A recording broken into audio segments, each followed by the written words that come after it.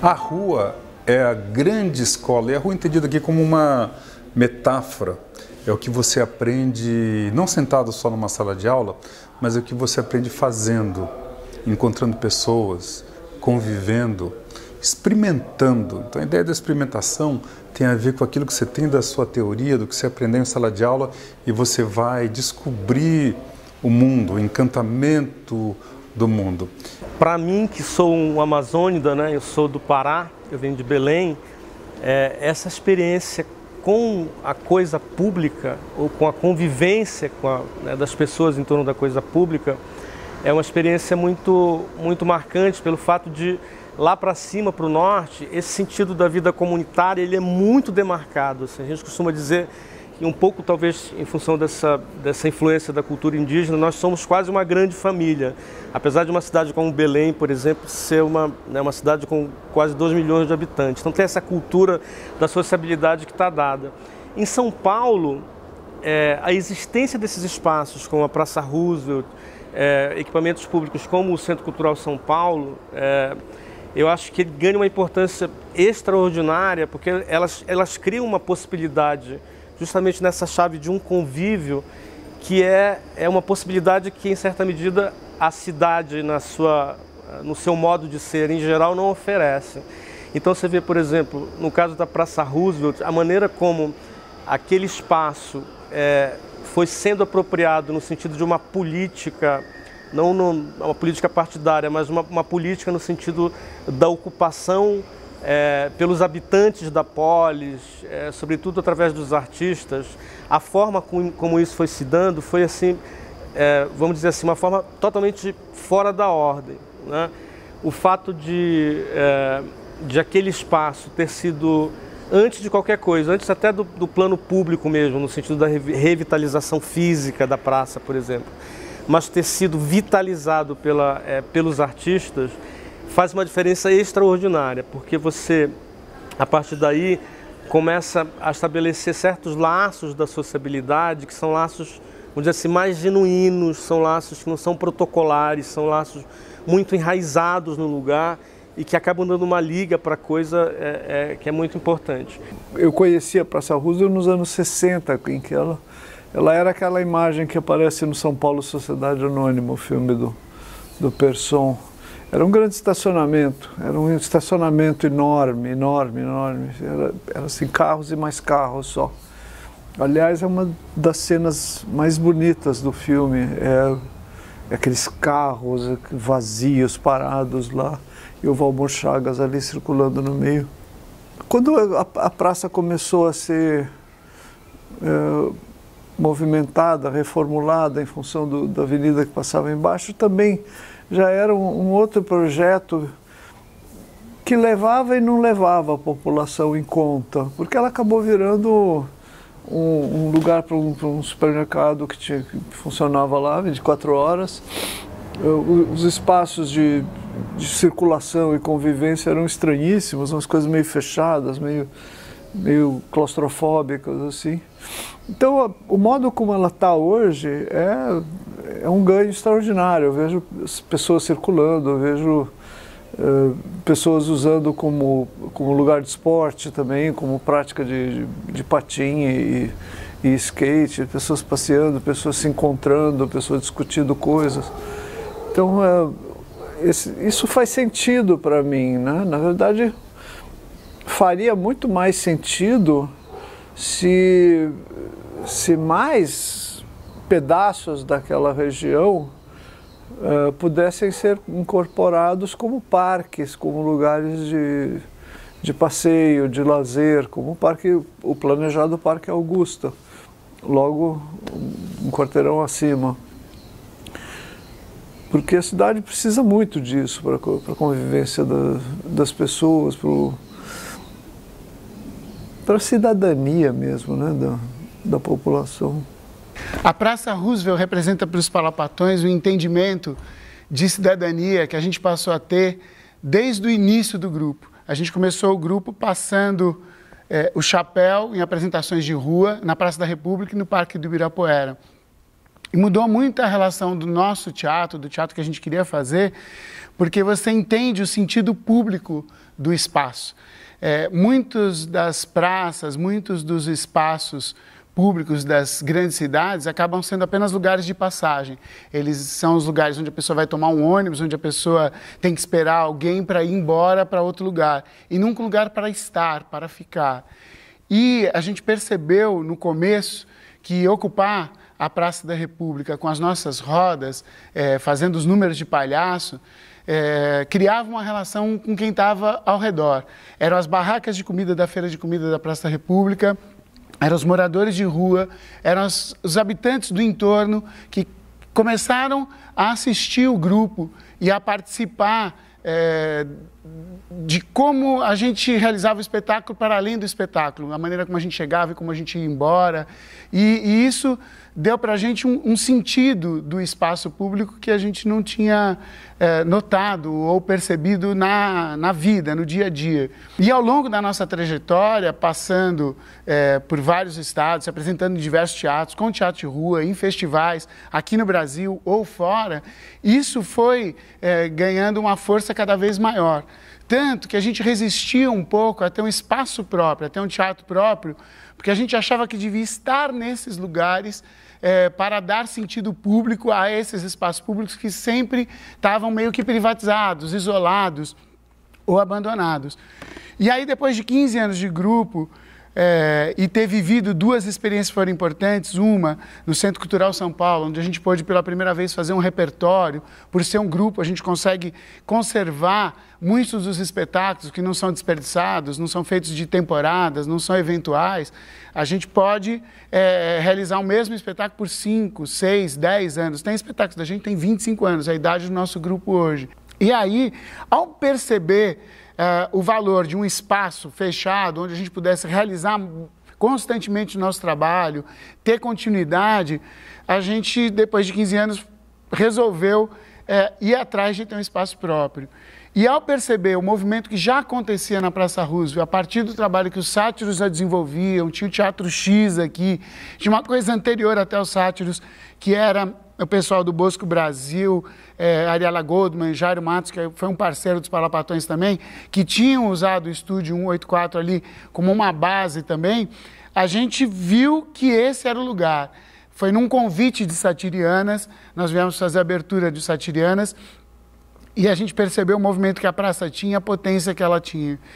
E aí procuramos o imóvel onde a gente está hoje, e até antes de fechar o contrato para poder estar aqui nesse espaço que hoje é nosso, felizmente, a gente foi conversar com o Rodolfo dos Sátiros, quem eu só tinha visto os trabalhos e não tinha conhecimento, não era meu amigo como é hoje.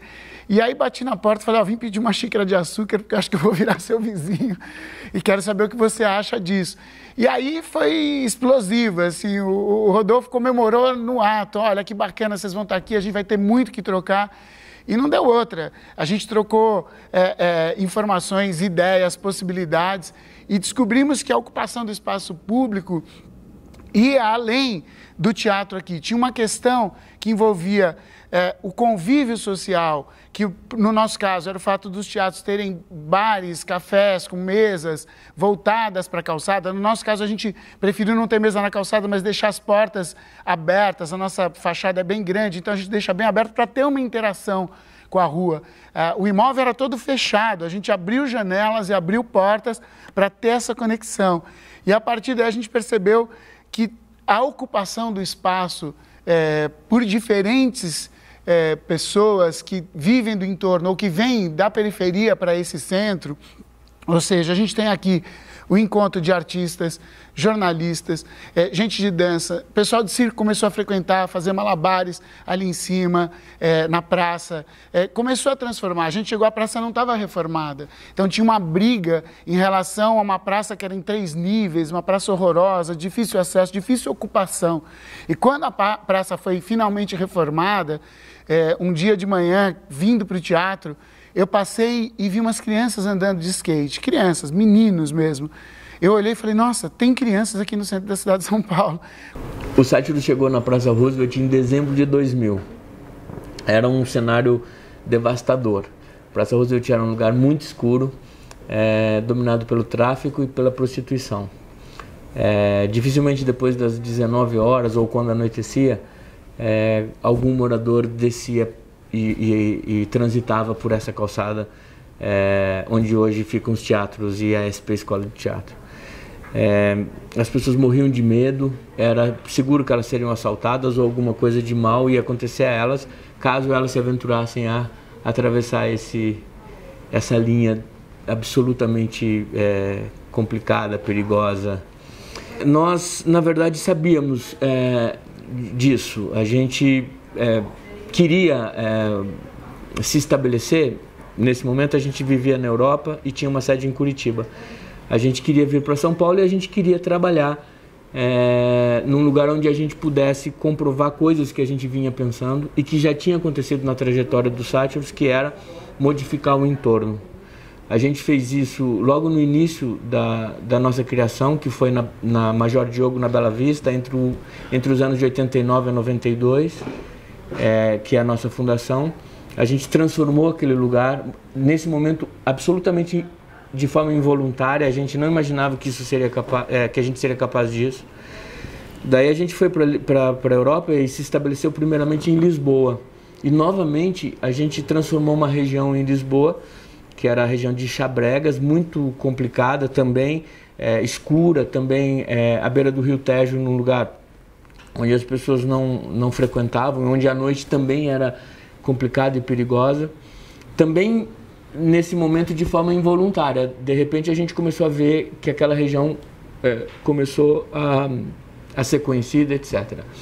Então, depois dessas duas experiências, a gente vinha para São Paulo e a gente sempre procurou um lugar que fosse complicado. Então a gente não saiu muito do centro da cidade. Nesse momento também, em 2000, o centro da cidade de São Paulo ele era um lugar muito difícil. As pessoas não frequentavam o centro da cidade, elas não sabiam da existência do centro da cidade. Para vocês terem uma ideia, nesse momento as pessoas não sabiam o que era e onde era a Praça Roosevelt. Você falava da Igreja da Consolação, absolutamente ninguém sabia onde era esse lugar. No começo a gente tinha que fazer um mapinha de como chegar nos sátiros. E a gente tinha que explicar para as pessoas, você vem de metrô, como chegar aqui, você vem de carro, como chegar aqui. Era um lugar muito difícil, porque nesse momento também tinham duas praças Roosevelt em São Paulo. Uma no Brás e outra aqui. E a do Brás era muito mais conhecida. A Praça Roosevelt do Brás ainda continua existindo e as pessoas não sabem mais da existência delas. A gente fez um desenho, na verdade, antes de chegar aqui, a gente colocou 5 anos para a gente começar uma mudança na Praça Roosevelt. A gente fez um plano estratégico de trabalho, onde a gente colocava assim, em 2005, a gente começaria então a gente tinha 5 anos, a gente sabia que a gente teria um trabalho árduo pela frente, sem público, sem visibilidade, mas a gente bancou esse projeto. As coisas foram muito rápidas. Em 2 anos a gente já tinha conseguido fazer muitas coisas que foram surpreendentes. A gente começou inicialmente a falar sobre, isso também foi estratégico, sobre os moradores da Praça Roosevelt, sobre a geografia da Praça Roosevelt, sobre as personagens da Praça Roosevelt. Então, desde o nosso primeiro trabalho nos Sátiros, a gente começou a dialogar com a rua. A gente estreou o espaço com um espetáculo chamado Retábulo da Avareza, Luxúria e Morte, do Valle-Inclán, um autor galego, onde já nesse momento homens faziam mulheres, mulheres faziam homens, e a gente já fazia e é a primeira vez nos Sátiros que a gente faz uma peça assim. Eu fazia a Pepona, por exemplo, e era a primeira vez que a gente falava já de papéis, ou de cidadanias, ou de retratos de identidades sexuais. Então a gente já estava dialogando com as travestis, ou queria dialogar com elas, com as transexuais. Foi aí que a gente conheceu a Fedra, que veio assistir esse espetáculo, e a partir de então ela seria a nossa grande parceira. O Rodolfo escreveu uma coisa tão bonita sobre a Fedra para o programa das Satirianas, mandou para ler, que a Fedra fez pelo teatro e pela cultura brasileira o que muitos órgãos públicos não conseguiram fazer durante décadas. Porque ela integra a gente ao mundo trans, ao submundo, à noite, né? E a partir de então, a gente sempre foi dialogando com a praça. O nosso projeto, por exemplo, inicial também era colocar títulos de espetáculos que tivesse a Praça Roosevelt no nome. A gente sabia que isso era uma forma de trazer a Praça Roosevelt, no mínimo, no roteiro dos guias de teatro. E a gente fez muitos espetáculos que tinha o nome da Praça Roosevelt no título da peça. Enfim, foram muitas ações, mas eu acho que a grande delas, e eu acho que a grande revolução da Praça Roosevelt foi uma mesa na calçada. Quando nós colocamos essa mesa na calçada, a gente convidava as pessoas da rua a adentrar o espaço dos sátiros e conversar e dialogar com a gente. Então, para mim, a grande revolução foi essa, que é uma revolução solidária, de solidariedade, de encontro, de propor para o outro a possibilidade de pensar juntos, não pensar igual, não pensar da mesma forma, mas juntos, discordando inclusive, mas abertos e propondo o diálogo. No caso específico lá, por exemplo, da chegada dos sátiros e dos outros grupos de teatro, acho que sobretudo o pessoal de teatro naquela ocupação, acho que a gente tem uma mudança de paisagem que não é só no sentido, digamos assim, de uma habitação estética do lugar, né? Mas no sentido rigoroso de uma habitação política, no sentido de que quando esses grupos se instalam ali, aquele lugar começa a respirar um tipo de experiência da sociabilidade que não existia antes, né? Em torno da arte, que não é só a arte no sentido formal, mas é também a possibilidade de uma convivência em torno do pensamento, daquilo que sai das salas de espetáculos, né? E por aí vai.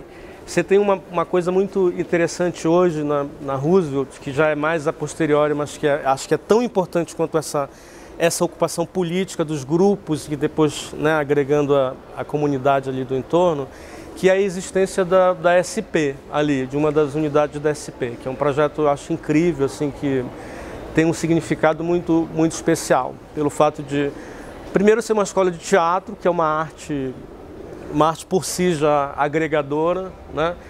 E pelo fato de a escola, eu acho, ter um modelo não protocolar, assim, no sentido de que ela é uma espécie de laboratório também ela mesma da convivência. Então, ao mesmo tempo em que a escola aponta ou se alimenta do de fora, né? No sentido de que uma boa parte dos aprendizes que estão ali são aprendizes, por exemplo, que não teriam possibilidade de fazer um curso de teatro bacana se não fosse ali, com aquela qualidade, etc. E que trazem as suas histórias de vida, estão de fora para dentro da escola, como uma maneira como a própria escola ilumina o que está fora dela. Então tem um movimento, digamos assim, de mão dupla, que acho que é muito, muito interessante, né? Que a escola também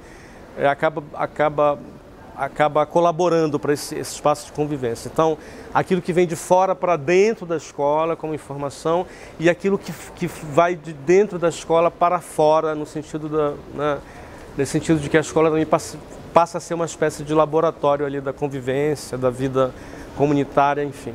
Meu nome é André Gravatá, eu sou um dos criadores da Virada Educação. E a Virada Educação, ela nasceu muito a partir da provocação de uma pergunta: onde a gente aprende? E essa pergunta ela levou eu e um grupo de amigos para muitos lugares, né? A gente começou a se questionar do porquê que a sociedade insiste tanto que a escola é esse lugar do aprender e acaba menosprezando tanto outros espaços em que a gente todo dia aprende, mas no geral não se reconhece que esse aprendizado é relevante, né? E aí a gente começou a se perguntar como criar ações que gerassem essa reflexão nas pessoas, mas que também gerassem um encantamento nas pessoas, né? Porque a reflexão ela pode se tornar muito mais viva dentro das pessoas se elas fazem essa reflexão com entusiasmo, com vontade, se divertindo. E aí a Virada Educação surgiu inspirada na virada cultural como um processo mesmo de relação com o território.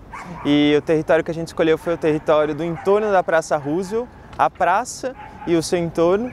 E a gente começou a se aproximar de algumas escolas públicas, de teatros, de bibliotecas, da própria praça, das pessoas que moram na região. E a gente começou a conversar com essas pessoas e criar algumas ações junto com elas para que durante alguns dias muitas oficinas, trilhas, sessões de cinema, peças de teatro pudessem acontecer para gerar essa sensação de aproximação, de aprendizagem, de educação por meio dessa poesia que a gente sente que acontece quando as pessoas realmente se aproximam e abrem espaço para que essa aproximação seja mais transformadora. E a gente acabou fazendo ao longo dos últimos anos da Virada Educação, agora a gente já está na 3ª edição dessa ação. A gente chegou a fazer muitas trilhas, por exemplo.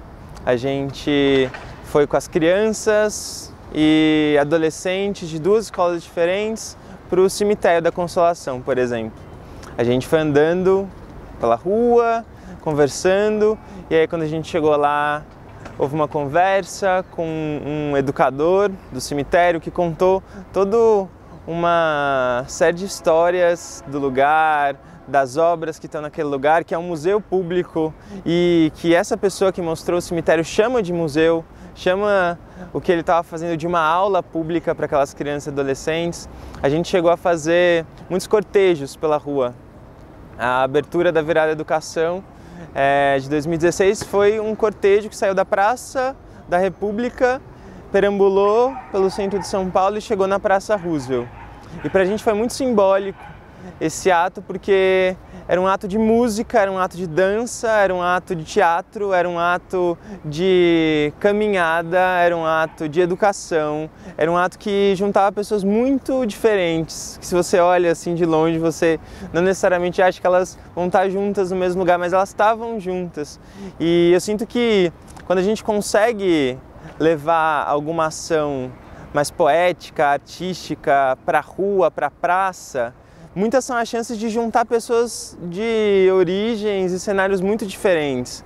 E essa diversidade é o que traz mesmo o encantamento no espaço público, né? Porque o espaço público é um espaço de muitos encontros inesperados. Meu nome é Johnny, eu tenho 20 anos, sou daqui da cidade de São Paulo mesmo, mas eu nasci no extremo leste, morei na cidade de Tiradentes muito tempo. Com 12 anos eu fui para o interior e voltei para São Paulo com 15 para estudar teatro. Quando eu voltei a morar para São Paulo, eu ainda morava na cidade de Tiradentes, que é extremo leste de São Paulo, uma comunidade que tem aqui em São Paulo, que é depois de Guaianazes.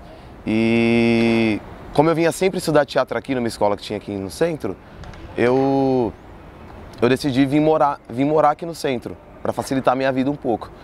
E aí eu tive que, como eu tinha 15 anos, eu tinha que estudar, né? E eu vim estudar num colégio que tem aqui na Praça Roosevelt, chama Caetano de Campos. Quando o Sátiros fez o projeto do Sátiros Teens, eles avisaram na escola que ia ter esse projeto para recrutar a galera para se inscrever, para fazer teste aqui.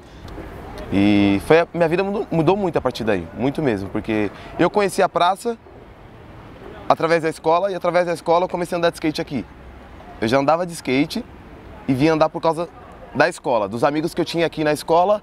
Falaram, vamos andar de skate na praça, e nessa praça conheci muita gente, desde o skate, de tudo, porque essa praça aqui tem de tudo, né? Tem a galera que anda de patins, a galera que anda de skate, a galera que ouve funk, os atores. E depois que eu entrei pro Sátiros, que eu conheci a companhia, mudou muito mesmo. Tanto que depois de ter participado desse projeto do Sátiros Teens, eu fui chamado para fazer um skatista numa peça que chamava Édipo na Praça, que era da mesa da companhia do Sátiros. Fui convidado pelo fato de eu andar de skate, entendeu? E dessa relação com a praça, que a peça falava dessa relação da praça e o skate, era tudo ligado. A peça era aqui na praça, inclusive, né? A gente fazia umas cenas ali do outro lado da praça, né? A gente fazia cenas aqui. Então acho que desse ano de 2013 pra cá, minha vida mudou muito por causa da praça, por causa do skate, por causa da escola, porque se não fosse pela escola eu não teria conhecido a praça, que não teria conhecido os Sátiros, que não estaria fazendo o que eu faço hoje. É aquilo, o teatro muda muitas pessoas, mas depende da pessoa também querer ser mudada, eu acho, assim. Porque funcionou pra mim, mas não funcionou pra ele. Mas funcionou, por exemplo, tem muitas das pessoas que estudou aí, que foram pro Sátiros, que não fazem teatro hoje, mas ou cantam, ou dançam, ou tem gente que está estudando na SP Escola de Teatro agora. Como é possível você transformar um espaço a partir de que ele possa ser ocupado? Então, a ocupação não é só do teatro, da arte ou da cultura. Ela é dos disparadores dessa ocupação, porque a gente veio com um foco de resistência de quem faz teatro, de ocupar o próprio espaço, de trazer público, mas também o convívio com os bares, a relação que a Calçada estabeleceu de ter vários teatros, da gente se comunicar, de trazer outros grupos da cidade para se apresentar nos nossos teatros.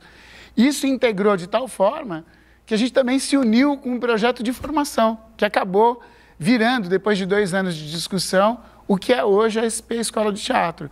No fundo, a SP, o nascedouro dela é essa própria grande ágora, que é a Praça Roosevelt, que deixou de ser um lugar isolado, completamente abandonado, escuro, para ser um lugar com luz, com vida, com interação entre várias tribos, digamos assim. Eu acho que tem os skatistas que hoje ocupam a praça, os estudantes que não são skatistas, que são os estudantes, em geral, do 2º grau, das escolas aqui públicas do entorno e, às vezes, escolas de periferia que, graças à interação das redes sociais, se comunicam e criam eventos e festas, encontros aqui.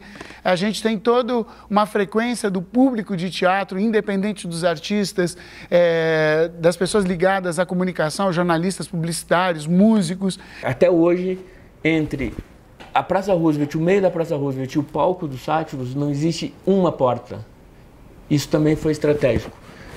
Quando nós chegamos lá, no ano de 2000, a gente falou, não existe nenhuma porta. Se você quiser, durante uma peça do Sátiros, entrar na porta da frente do Sátiros, você vai até o palco sem passar por nenhuma porta. Você vai ter um monte de cortinas e panos. Se você vencer isso, você entra no nosso palco. Isso também é uma forma de tentar criar de forma simbólica, obviamente, mas um convite para que vocês, para que o público, para que os artistas da Praça Roosevelt adentrem ao nosso espaço e possam dialogar com a gente. Então, vai ser assim sempre. Entre nós, elenco dos Sátiros, e a Praça Roosevelt nunca existirá nenhum portão, nenhuma porta e nenhuma dificuldade de comunicação. A gente vai estar sempre aberto, de braços abertos, de coração aberto, para tentar, no mínimo, entender a complexidade do mundo. Uma palavra que, de alguma maneira, resume todo esse trabalho que a gente na Virada Educação faz, que a gente vê muitos grupos se articulando aqui no centro de São Paulo e fazendo também, é a palavra intimidade.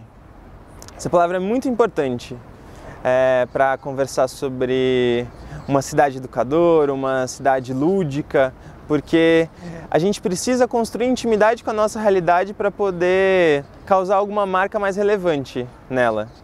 E quem disse isso, na verdade, as palavras que eu estou trazendo aqui agora, elas vêm do próprio Paulo Freire, que numa entrevista de rádio, quando ele tinha voltado do exílio, ele falou que ele só conseguiria deixar alguma marca relevante no Brasil se ele resgatasse a intimidade que ele tinha com o Brasil. Porque ele passou muitos anos fora, e aí quando ele volta, ele se vê de novo com um cenário que precisa de muitas mudanças, de muitas alterações criativas, e aí ele se pergunta como resgatar essa intimidade de novo.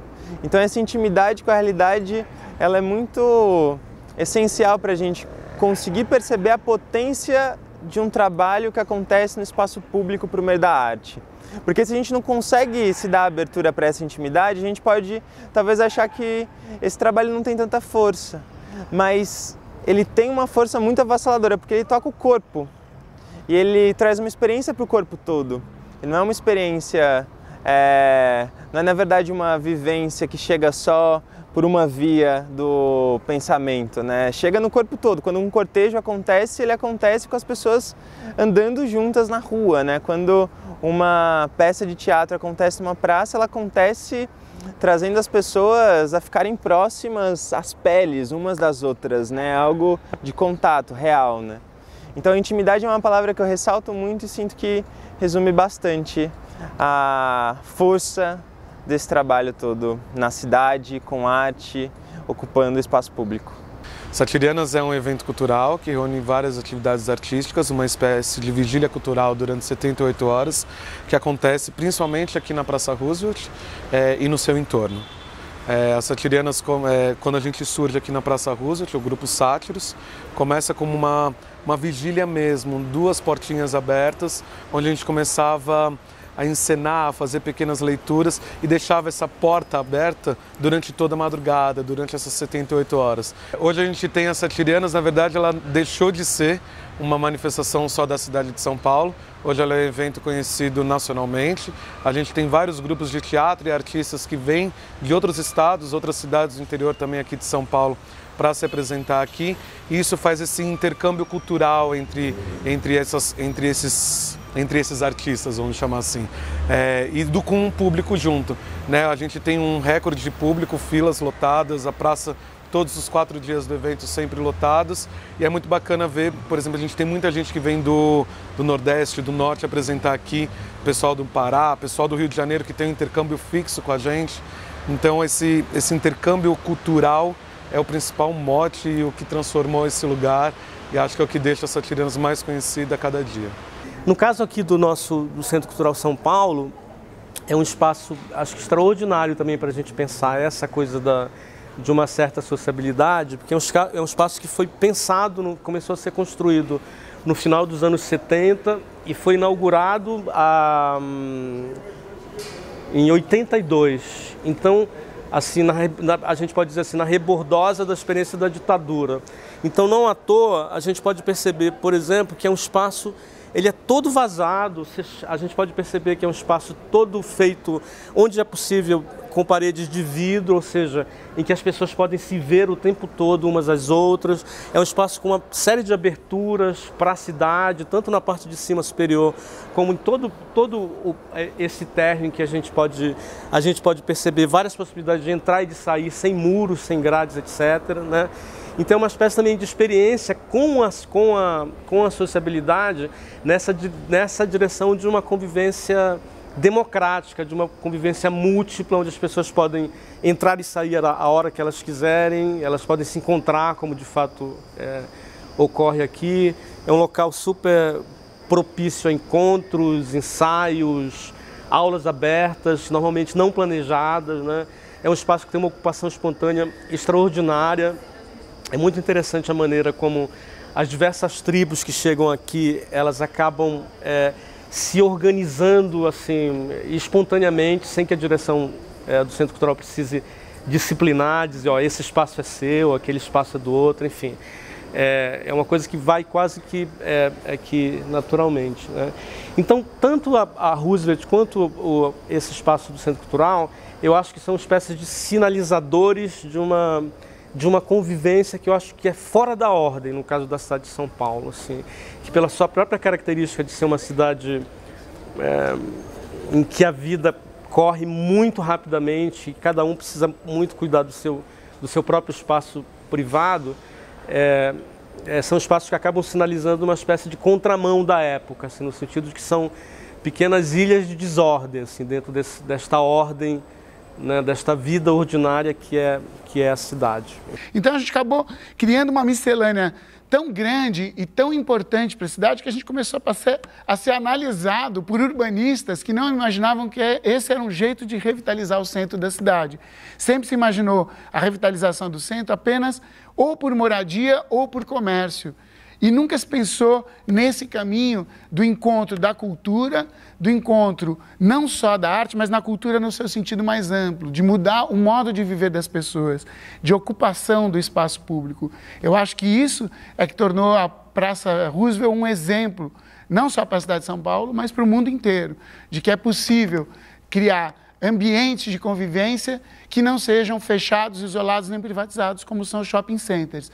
E sim que as praças ganham o sentido que elas tinham no início do século passado ou anterior, ou seja, lugares de encontro. Eu acho que a gente retomou o sentido de lugar de encontro, encontro da arte, da cidadania e principalmente da vida, né, que pode ser vivida sem medo, sem ficar isolado, sem ficar ilhado em apartamentos e casas e com convívio. Eu acho que esse é o maior sentido público da Praça Roosevelt. Porque eu acho que falta solidariedade no mundo. Eu acho que não é só uma questão para o artista, eu acho que é uma questão de cidadania, né? De criar um espaço solidário onde a gente possa exemplificar, onde a gente possa discutir, onde a gente possa apresentar as nossas ideias, por mais distintas, diferentes e contrárias a dos outros, mas um lugar de embate, um lugar de construção de ideias, né? Então, eu acho que a Praça Roosevelt, ela é a grande ágora da cidade. Eu acho que a Praça Roosevelt é para o teatro, para a cultura brasileira, o que a ágora foi lá no início do teatro, que é o encontro de verdade de várias tribos, de várias pessoas que não falam a mesma língua, que não pensam a mesma coisa, mas que estão disponíveis para o encontro, para a conversa. A história não é uma coisa sólida. A gente pode mudar a história se a gente quiser. E a gente pode redefinir a geografia, a gente pode criar outras fronteiras, né? Pensar, por exemplo, que a Praça Roosevelt, ela é a cidade de São Paulo, que é o estado de São Paulo, que é o Brasil, que é a América Latina. Ou seja, eu já redimensionei uma ideia de território. Então, eu acho que só o teatro ou só a arte pode fazer isso, né? Redimensionar essas fronteiras e criar possibilidades que sejam estimulantes para a construção de um mundo, de um novo mundo, ou de um mundo possível, um mundo que a gente acredite.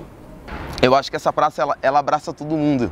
Ela aceita todo mundo, o travesti, o gay, o hétero, o transexual, o skatista, o funkeiro, entendeu? Porque o que era a Praça Roosevelt antes e o que ela virou depois do teatro, mostrou como um espaço abandonado, descuidado, se transformou ao mesmo tempo numa sala de aula de convivência e também num palco. Mas num palco em que os atores são as pessoas comuns, em que agora são os skatistas, em que são os idosos, em que são os namorados, os artistas. E nessa combinação de espaço público e privado, você ensinou uma outra coisa. Você ensinou o melhor que tem numa cidade. O melhor que tem numa cidade é aquele lugar que você aprende e convive. É como se fosse um teatro permanente de aprendizagens, do encantamento dos contatos, do encantamento daquela semente diária que você tem quando alguém deposita o conhecimento. Então, é como se fosse uma grande peça de teatro em que cada dia é diferente o roteiro, os personagens, mas você nunca para de se encantar, porque, na verdade, cada um tem seu holofote.